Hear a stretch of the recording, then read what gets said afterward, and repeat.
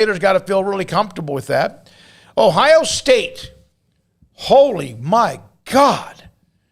You know, I've been one of those, and I maybe understood what might eventually happen with them just kind of getting into that groove that they've done before. But I'm also, don't do the ratings based on what you think is going to happen. Do the ratings based on evidence. Well, the evidence is here. Ohio State, I don't care where they are, they must be among the top 4. But with that, you think Cincinnati had a pretty good weekend? Mm-hmm. Yeah, well, Notre Dame.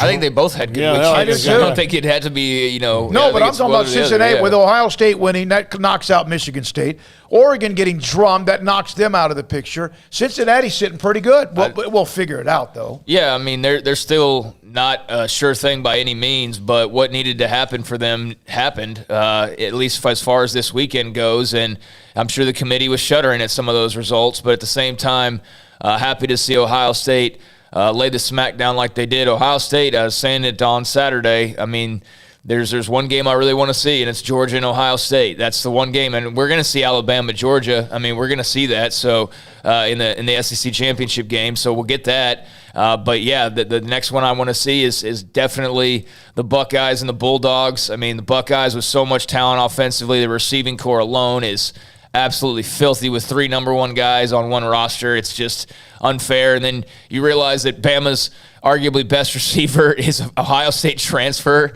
Like, they were going to have Williams along with Olave and Smith and Jigba and Garrett Wilson, but he transfers, so now he's just balling out at Alabama. It's just kind of crazy. But, yeah, I mean, C.J. Stroud's playing really well right now. He's 1 of 2 for the Heisman Trophy. It's him and Bryce Young, it looks like. So another Alabama-Ohio State tie-in there.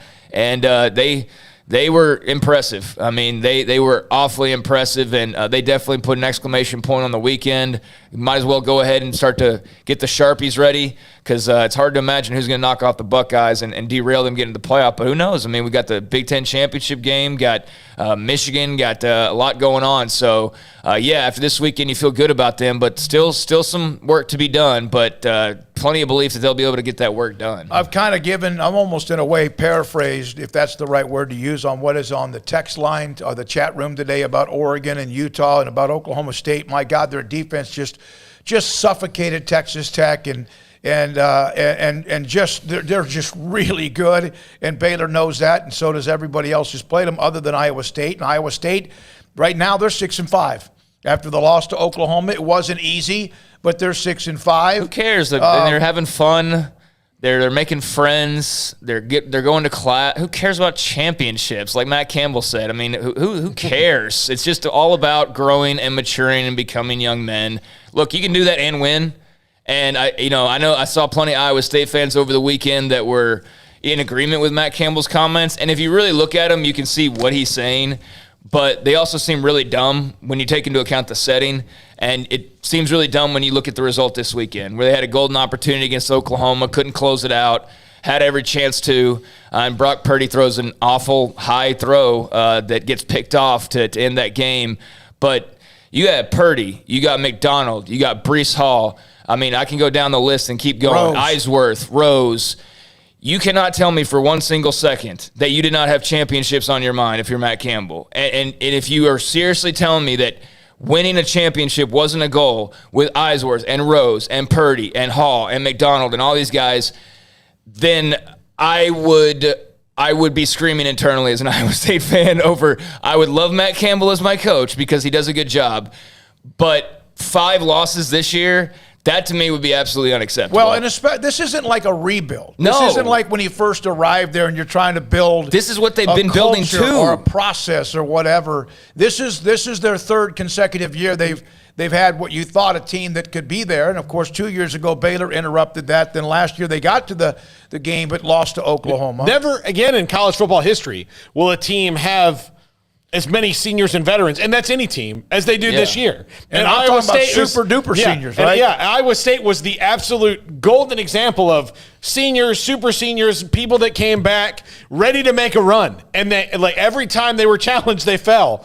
And then got excused for it by their own head coach in some way. So, and look, one of the things I thought about when he said those things like a championship's like, you're really not trying to get that USC or LSU job, are you? Kidding, are you, Matt? I mean, you I kind of believe you. It's blood and guts on those. I kind of believe you're here to win. Say that in a press conference in Baton Rouge and see what the reaction is after you lose your fourth SEC West game to like Alabama or Ole Miss or something like that, and see if the media's goals might have been SEC championships, but our goal, I mean, how stupid would that have been? LSU, the thing is, he's going to have this. This etouffee is really cold. Yeah, and it's going to be until you want to win a championship. Yeah. All right, some other text line. Our web, anyone questioning Oklahoma State's defense is a certified idiot. I don't think anyone's doing that. I mean, they are freaking nasty. That offense still needs some work. It's still far too up and down. They can get good things going at times with Jaylen Warren, and those young receivers are good, but, I mean, it's all about that defense. And if you can ever find them on a day, and no one has so far, if you can ever find them on a day when they're a little bit off or somebody's good enough to challenge them a little bit, then you can take advantage of the fact their offense is up and down. But nobody's been able to come close to doing that because that defense is just too good. It's just too good. Also,